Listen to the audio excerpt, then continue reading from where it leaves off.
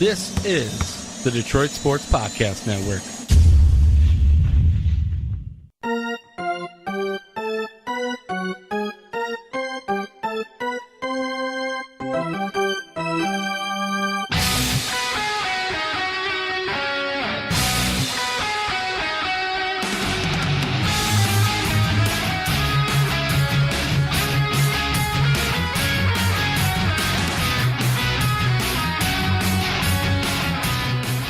And welcome to the latest, the freshest edition of Tigers Talk with Chirco and Company. I am your host, Vito Geronimo Chirco, alongside my usual sidekick and broadcast partner and fun. That is Doc from Doc and Jock on a Tigers Talk recap, you could say, edition of the podcast as the 2018 season has ended, Doc. And how are you doing, by the way? Vito, thank goodness the season is over. How fascinating a stat, realizing that the 2017 Detroit Tigers finished 64-98, and the 2018 Detroit Tigers finished 64-98. They went out to play Milwaukee, and Milwaukee had stuff to play for, and they're playing a great brand of baseball to end the season, and the Brewers took it to the Tigers. I was a little bit disappointed in the final starts of Matthew Boyd, Francisco Liriano, who didn't even make it to completion of his start, so it kind of ended with a whimper.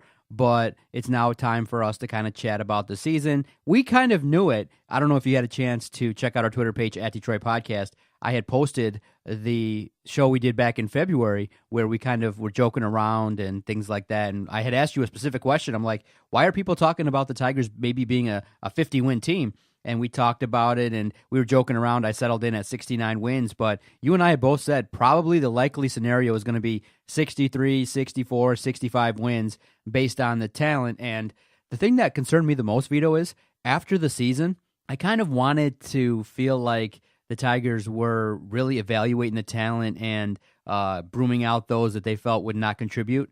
Do you know what sense I got now? That this was just year one of a rebuild, and the next year, 2019, could be an epically bad year because they're talking about seriously considering letting go of McCann, trading Castellanos. They're talking about wiping out even more talent and even more money off of the books. 2019, Vito, could be some baseball that could be really unwatchable. 2019 will probably be a season in which they lose 90-something games, too. So remember that. Like, it's not going to get much better next year. Now, do I envision the Tigers losing 100 games? There's at least an outside shot. I mean, there was an outside shot going into the final stretch of this season, too. There was last year, this season, back-to-back seasons of finishing 64-98, as you noted already, Doc. And by the way, that made Tigers franchise history. The first time in Tigers franchise history where the club finished with the same exact record in back-to-back campaigns. How about that right there, too?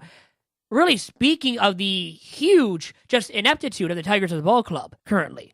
Yeah, man, it was something to see because we all are remembering the times when the Tigers were battling for the playoffs, battling for the division, trying to get the World Series, deciding if Brad Ausmus was the right guy to take that roster, and they've deconstructed it. And I guess one of the early questions we're going to ask is, do you see Matthew Boyd and Nick Castellanos being part of the 2019 Tigers? Because they're talking about everything. They're talking about potentially moving Nick Castellanos to first base. Obviously, that play that he made in the outfield was really kind of embarrassing, where the ball hits his glove and rolls out. Should have had it. It was right in the glove. A better right fielder makes that play. And it cost the Tigers the game. I mean, 2-run homer, I believe. And unfortunately, Nick C., the experiment there, he got better, but it's just not good enough, and you can't roll him out there with Christian Stewart out there in the outfield. Especially in that ballpark, you'd have no chance. Defensively, I feel like the Tigers really weren't all that effective. The pitchers that we all wanted to kind of take a step forward kind of was a wasted year for Michael Fulmer.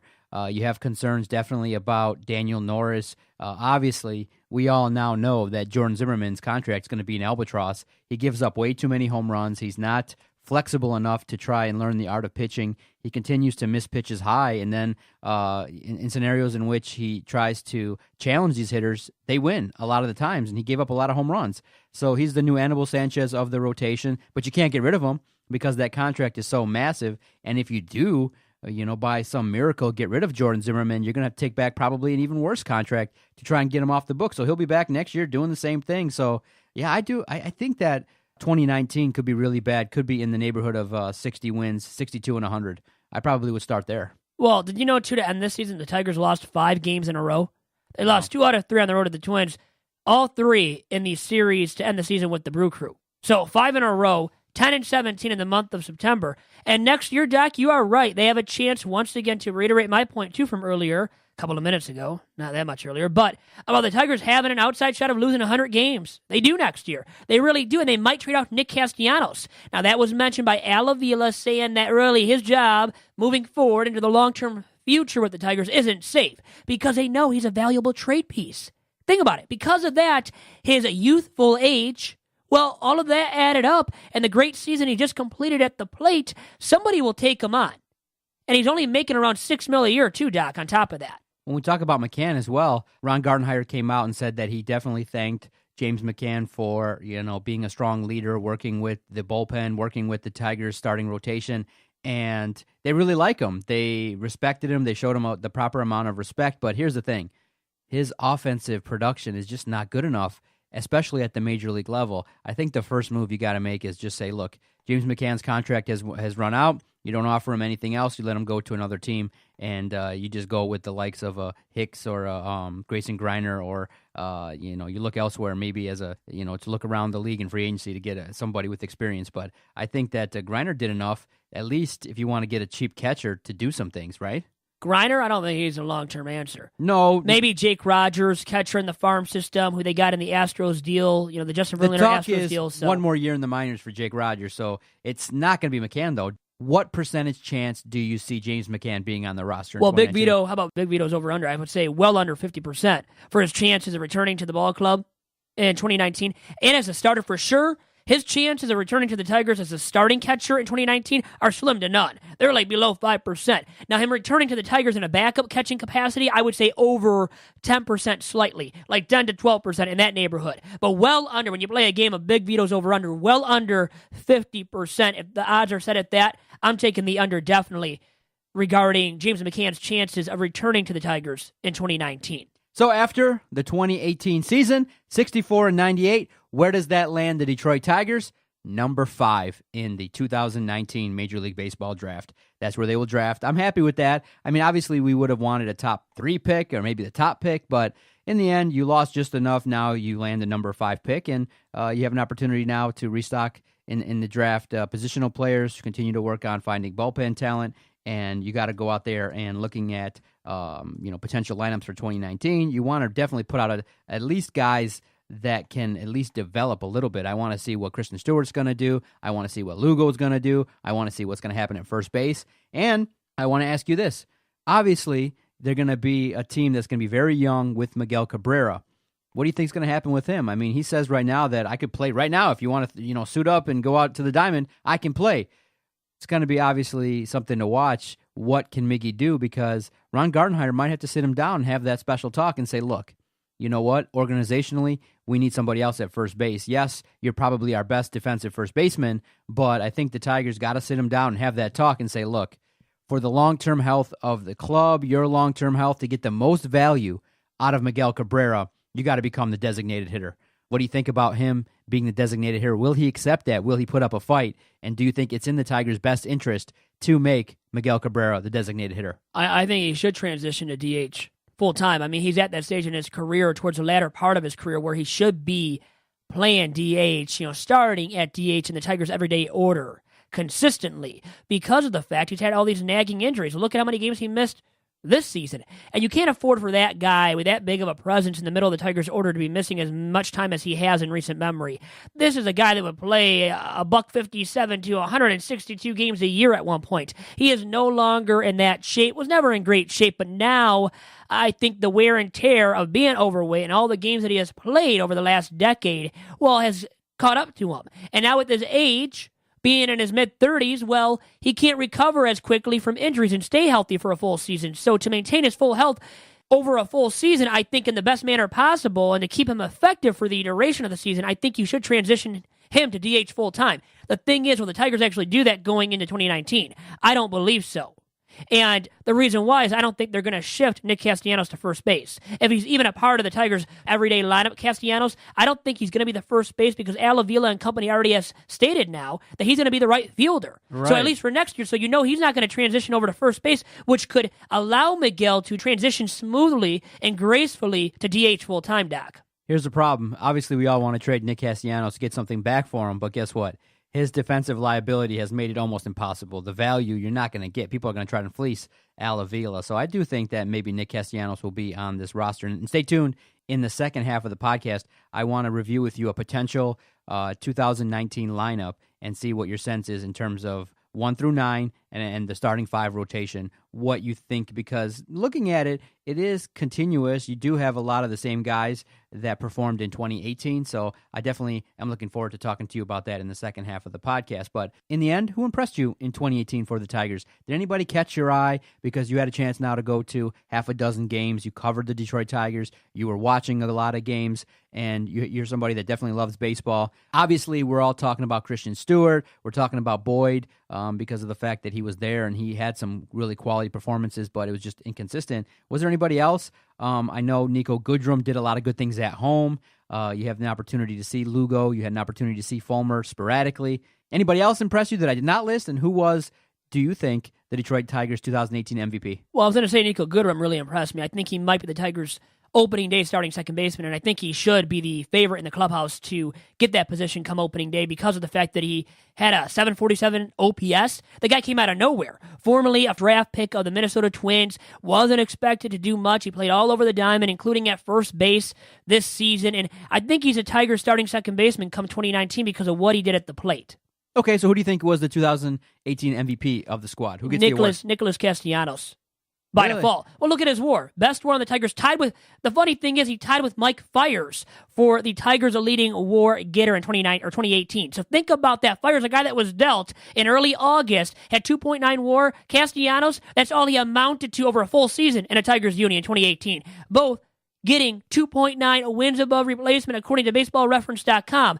Castellanos, with better D, would have been a 3.5 win player. His defense really hinders him in what he can do overall-wise as a ball player and limits what he can produce in terms of WAR. And that's why his WAR was below 3, because he was the best Tigers hitter all season long. He really was. And based on WAR, you have to say he was the Tigers' most productive position player from day one. Are we being fair in terms of our evaluation of him in the outfield? I mean, it's not easy to go from third base to playing outfielder. Now, he had some experience playing, but not at the everyday level, at the major league level. Well, a little bit last year, and that was it, remember. Yeah, so a guy like Nick Castellanos obviously can work on it and try and do his best out there in right field and definitely work on his fundamentals and try his best to cover ground out there at Comerica Park. But are we being fair in terms of those that criticize him and say, look, that guy is not consistent enough defensively? I mean, the defensive numbers are terrible when you look at it across the board. The worst outfielder in all of baseball. I mean, he looks like it, too. The eyeball does when you look at him, too. He looks like the worst corner outfielder in all of baseball. What are his struggles? What are the things that people are going, man, this guy's not good at?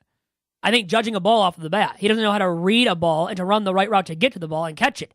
And then he can't catch anything magnificently. He's not going to get to a ball that's very hard to get to that maybe a guy with some more speed could get to because he lacks the agility and speed as well out there in the corner outfield, where you don't have to possess a ton of it, but you could use a little bit more of it, Doc.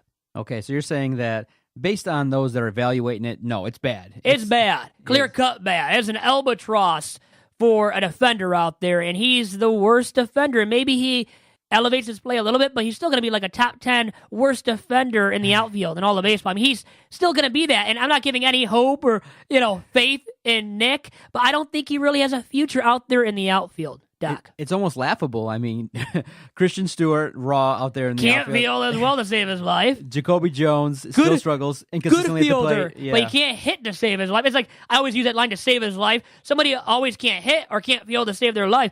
And it looks like for the Tigers, everybody you can say that about, because even Nick C., the best hitter by far this season for the Tigers, once again, he can't field to save his life. And even when he was at the hot corner, that's a tough position to play, so they moved him to the corner outfield, an easier, Doc, by the way, an easier position to play big time. And guess what? He couldn't do it. He couldn't do it in 2018. Oh, man. So it's going to be a struggle. I think that 2019, the way we're talking about it, is going to be awful. It's a situation in which a lot of people, obviously, it was disappointing in that, the attendance for the last game of Victor Martinez that Saturday wasn't that great.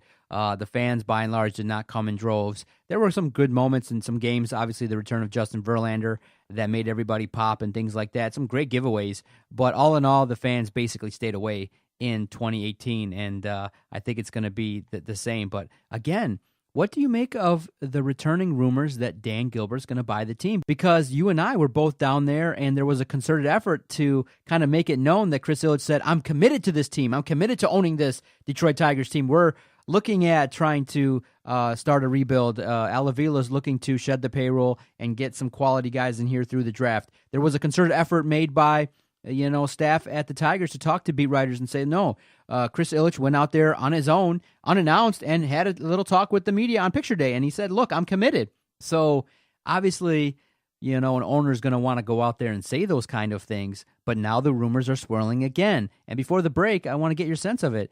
Do you see in the next 5 years maybe Dan Gilbert owning the Detroit Tigers? Because it's a fascinating look at a guy that is maybe shedding some of his assets because, for those of you that don't know, you can't own a Major League Baseball team and have interest in gambling. So Dan Gilbert owns part of Greektown Casino, so he's going to let go of that and get some money and put together assets so that he can go out and purchase the Detroit Tigers. I think that it's an interesting play. Obviously, the numbers would have to match up, but since Chris Ilitch took over after Mike Ilitch passed away, there's been this underlying rumor, and you and I would talk about it covering games, covering basketball games, and we would say it's kind of like a foregone conclusion that somebody's going to make him an offer, and if an offer is made that's really juicy and got a lot of billions in front of it, maybe $2.5, $3 billion for the Tigers, somebody is potentially able to take the Tigers away from Chris Ilitch via sale. You see it happening? I think Chris I is waiting for the most opportune opportunity to sell the franchise when it is elevated in price, and I think he's just waiting. I think simply he's waiting for the franchise to become more valuable in terms of billions of dollars. So once that price rises to a premium enough price tag for him to sell the franchise, I think he will. I don't think he's in it for the long term, and I think a lot of what he said to the media was to make it look good. You know how we say coach speak is relevant in today's day and age, has been for a long time in all four major professional sports leagues? Well, I think amongst the owners, too, you have an owner like this coming out and saying what he did to make it look good for himself. Owner speak, you could label it as, because I don't think he truly is invested in the Tigers long term. Do you think Dan Gilbert would be a good owner based on what you know about him owning the Cavs? He spent a lot of money with the Cavs. LeBron didn't like him, but that was more the political viewpoints. Dan Gilbert hosted a Trump rally there where the Cavaliers play. I think LeBron and him just never saw eye to eye, and then obviously after what Dan Gilbert did when LeBron left the first time to go to Miami, they never meshed out their differences or mended the fences. So I think it was more of that, a big-time player personality and a big-time owner ego, what happened there. And for me, I'm more worried about, the Tigers getting back to winning. And guess what? Dan Gilbert will spend a lot of money to help the Tigers win, and I think much more money than Chris I has ever been willing to spend and just currently is willing to spend. All right, Vito, let's take a timeout. We'll come back second half of the podcast. We'll break down some of the news and notes regarding Major League Baseball, get a preliminary sense of what you think is going to go on in the postseason. Obviously, a manager already in the American League Central has been fired. I want to get your sense of that, and I definitely want to go through a potential lineup that the Detroit Tigers could throw out there. You're listening to Tigers Talk on the Detroit Sports Podcast Network.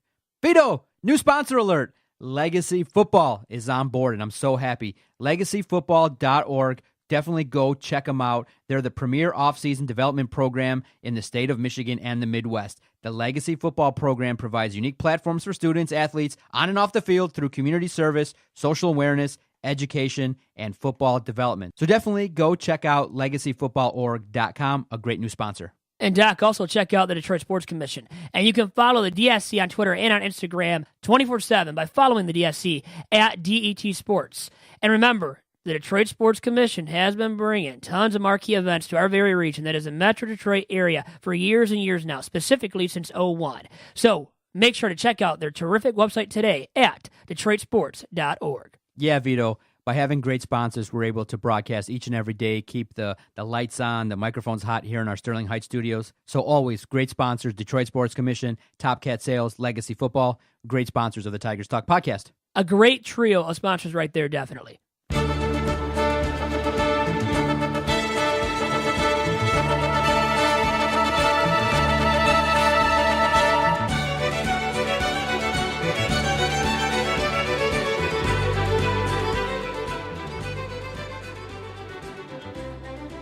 Did you check into a couple of the Game 163s that occurred on Monday this week? I did a little bit. Great stuff by the Brewers, man. They're playing some solid baseball, huh? Really impressive. Christian Yelich, MVP. I saw this at bat he had on Sunday against Spencer Turnbull and the lowly Tigers, who weren't much of a test and competition to the Brewers over the weekend. But Yelich, man, had a heck of an AB. He kept wearing off pitches left and right, just fouling them off against Spencer Turnbull in his first AB against Turnbull on Sunday.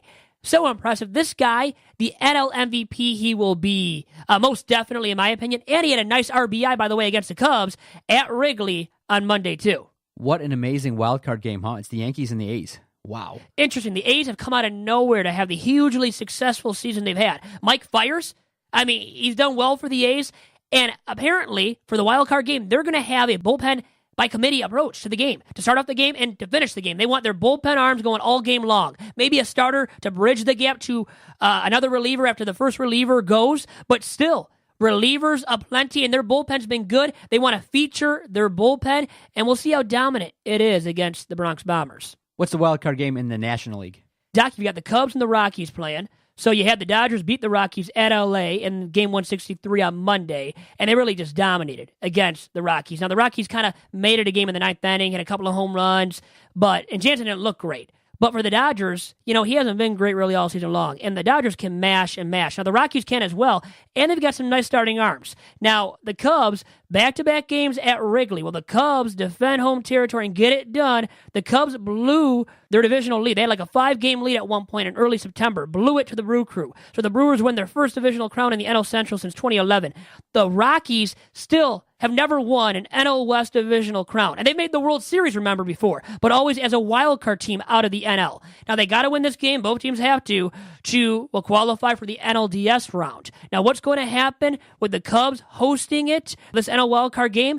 I've got to give the edge to John Lester and company. But remember, John Lester did start for the A's, a few moons ago. This was in 2014, remember. The A's made that big deal to land John Lester. He started against the KC Royals. The Royals beat the A's, came back, won that game against the A's in the AL wildcard game of 2014. The Tigers, remember, went all in to get David Price as well and thought they would make a great run. The A's thought they would make a great run with John Lester fronting their staff. And the lefty didn't get it done against the Royals. He's been a big game postseason pitcher in the past, a guy that the Cubs will rely upon as well, again, this postseason. So a lot is riding on him, his left-handed arm, and what he does against the Rockies, who once again can mash. But with the Cubs playing at Wrigley, I'm going to take the Cubs in this one, Doc. Right now, as we're recording this, are the favorites to get to the World Series the Dodgers and the Boston Red Sox?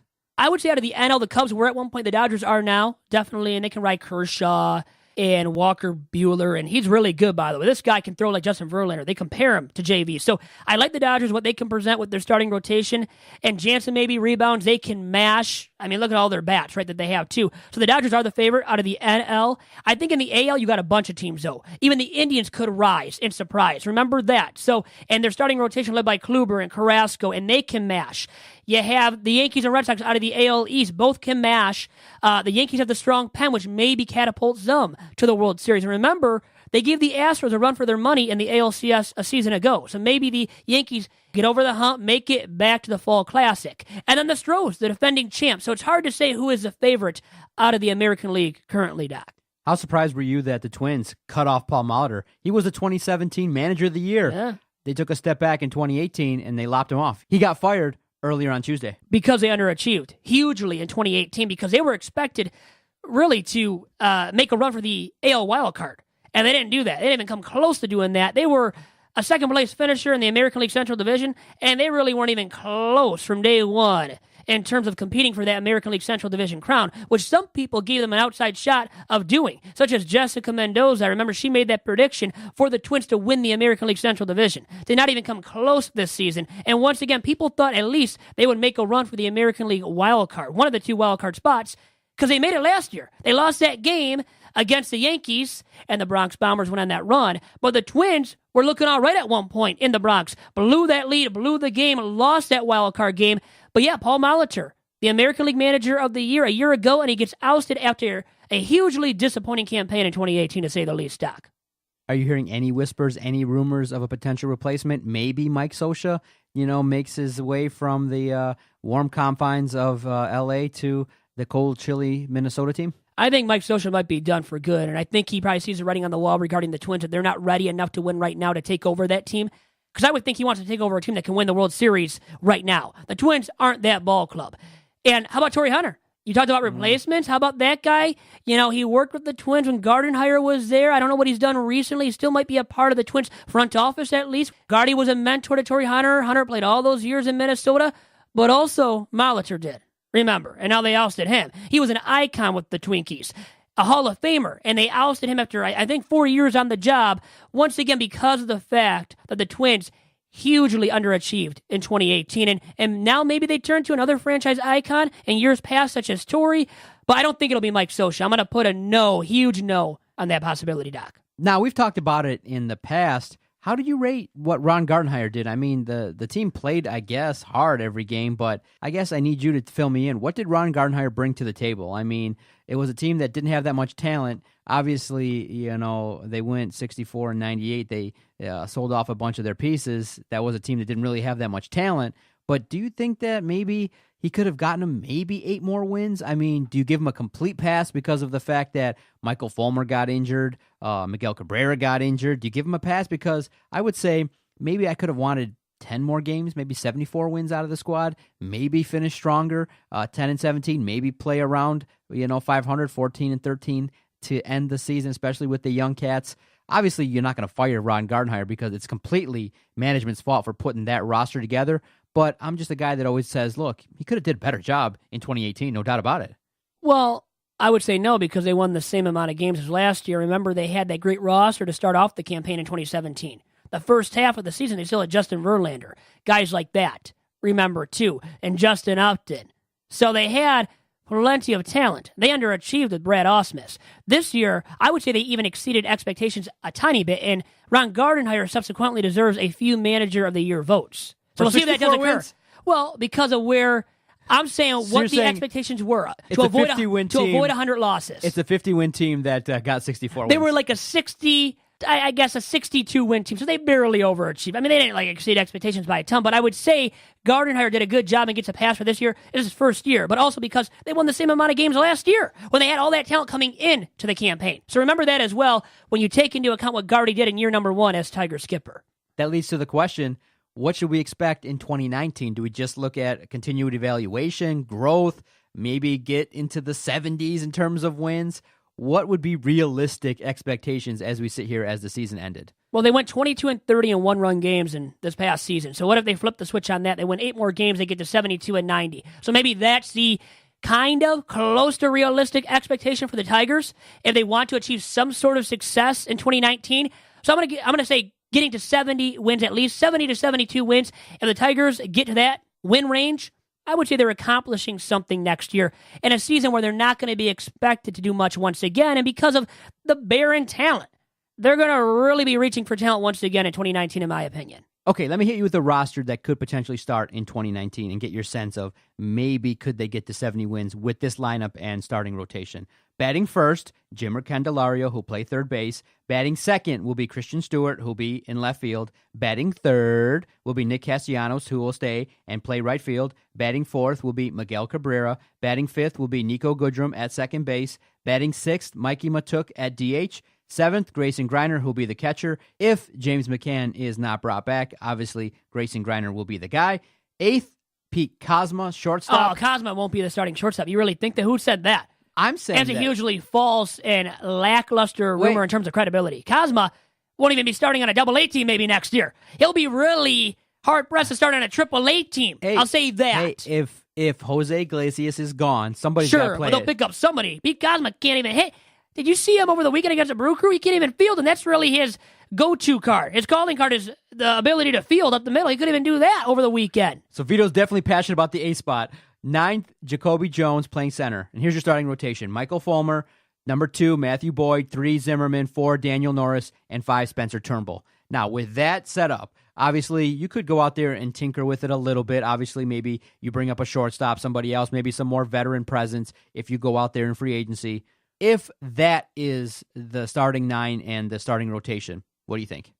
Now, you put Norris as the 4th starter in that rotation. He'll be a bullpen arm at best. I mean, did you see what he did this season, ERA-wise, too? Career worst ERA. It was the worst ERA for a Tigers starting pitcher this season that started in more than 5 games. but you don't think based on what he provided when he came back that he's got something there that if he remains healthy, he can produce, especially as a fourth starter? I think if he stays healthy and mentally in it, I think he's got the chance to stay in the rotation, but it's a big question mark, his health status. Big-time health risk. And the lefty, by the way, in 11 starts made in 2018, he failed to get through more than 5 1/3 innings in all starts that he made. And his ERA, career worst, 5.68. Think about that. Not good. Like I said, for the Tigers pitching staff, of all their starters that made at least 5 starts, guess what? That made more than 5 starts, had the worst ERA of all those Tigers starters that made more than 5 starts in 2018. That's Daniel Norris's great resume from 2018. He will not be in the Tigers starting rotation, in my opinion. I think a lefty out of the bullpen at best. And now, also regarding the lineup, I have a discrepancy or, something to talk to you about here. Now, batting 5th. You said Nico Goodrum batting 5th? Nico Goodrum. Who's batting 6th? Mikey Matuk, the guy that could not even hit in the first half of the season and was in AAA Toledo. He's a one-half of the season batter. He can't sustain success for a full season. So how's he going to be batting? I guess maybe 6th or 7th. But Goodrum should not be batting 5th. If you want to, I think even win, 72 games. If you want to get to the top of the win range that I expect them to be in, the kind of team I expect them to be in, what they can win tops, I think it's 72 games. I don't think if you put Goodrum hitting 5th that you will have an optimum lineup there, an optimal lineup, right? Okay, that can win the 72 games. I'm just saying, I know they don't have a lot to pick from, and it's slim picking, so it has to deal with that as well, but... That's good. In future episodes, you could bring to the table a different lineup, but this is the lineup I'm presenting you. Okay. The 9 starters. Very good, and I'm just tossing it to the curbside real quick. And then Spencer Turnbull pitching 5th in that rotation. I think he's even maybe better than Norris going into opening day of next season. So there's some hope for him at least, and hope for him making the Tigers starting rotation come opening day in 2019. Now, if that's the case, if these are the 9 starters and the top 5, what do you think? Well, they're going to win, I'm going to say right around this win total. Maybe get 65 wins. I say 65 to 69. I wanted to say 65 to 70. I'll say 69 wins, tops. The major holes in the batting lineup obviously would be 6 through 9. Mikey Matuk, Greiner. And then Greiner. Cosma, I don't want him starting full-time. Cosma won't be there. He won't even be a backup. He's barely even a backup at the AAA level of any major league club. So I'm going to say Cosma will not even be on the Tigers roster come opening day, and he won't even be on another major league club's roster come opening day. That's what I think of Pete Cosma, by the way. And Greiner, I hope, is not the Tigers starting catcher. I hope they find something that's better, and McCann can come back as a backup. I don't want him starting full-time next season when he had an OPS below 600, by the way. You know what that's good for? That's barely even AAA good. So he's not even a 4A catcher if he only hits that, to that degree. And then his defense wasn't as good, by the way. It fell off at least a little bit this season. He can't pitch for him to save his life. Remember, that's well known about James McCann behind the plate already as well. So, McCann can't get the job done enough. Barely he can cut the mustard seed as a backup. So with all of those options you threw at me for the Tigers lineup and rotation and how you aligned both, it's not looking too appetizing at all for the Tigers in 2019. I'm thinking less than 70 wins once again, 69 wins tops, and I'm not trying to be funny by saying 69. I'm really thinking that's the most they can achieve in 2019 at this point based on your projections. Why? Why? Because they smell. They stink up the joint, to say the least, man. And they did last year. And still, even though they stunk it up this year, you could say Ron Gardenhire, back to him a little bit, that he exceeded expectations because many people expected the Tigers this year to lose 100 games, at least maybe 102, something like that. They didn't do that. So you got to give Gardy props for that. And going into next year, he still doesn't have a lot of expectations on his shoulders because this club won't be expected to win at least until 2020. And that's when you hope the Tigers have made some upgrades by then to compete and to be relevant, to be a team that can finish runner-up in the American League Central Division and compete for one of the 2 American League wildcard spots. Great episode, Vito. Great recap of the season. I look forward to future editions of the podcast. We'll break down what's going on with the Tigers, and we'll also look at what's going on in the playoffs. And then after the World Series, maybe we'll take a week or 2 off, and then we'll come back strong in the offseason like we've always done. I've enjoyed definitely doing the podcast. Obviously, when the season went astray, I felt like it might have been harder, but it wasn't. Talking baseball with you is super easy. It's great to break down the game, and I definitely enjoyed it thoroughly. Thank you so much for another season. I think your third talking Detroit Tigers baseball. Too many of them being irrelevant now at this point. Can they turn it around and be a little bit more relevant next year? Once again, I'm not going to go on a limb here even and say that because it's not going to happen. It's just not going to happen. And by the way, the Tigers, with that losing month in September, 4 straight losing months to end the season as well for Guardian Company, which, by the way, at home, finished under 500. On the road, finished under 500. At home, 38-43. On the road, 26-55 on the road. One of the worst road teams all season long, Doc. The best thing that happened to the Tigers was the addition of the Detroit Sports Podcast Network covering them. We brought our own little flair to the coverage, and you were able to cover some of the great ceremonies. And Detroit Sports Podcast, we're learning, and we're going to definitely try and do better in 2019. Hopefully, we have increased access, ask some better questions, and hey, look, even though the Tigers are struggling, they're not struggling in terms of coverage. They got the best beat writers. They got the best podcasters covering them. And no matter what happens, look, we're passionate about sports. We'll get out there as much as we can. And I'm hoping, again, like we tried, every 2 out of 3 games, the Detroit Sports Podcast Network will be on the scene, around town, making noise and asking the questions, man. I will go out on a limb. I said I wouldn't go out on a limb and say the Tigers would be a ton better next year. But I will say we will have more games to cover. Yes, sir. We'll talk to maybe a couple of guys as well, get some more access, have some more fun, and we'll be there for the duration of the 2019 campaign. Vito, great podcast. See you next week. See ya.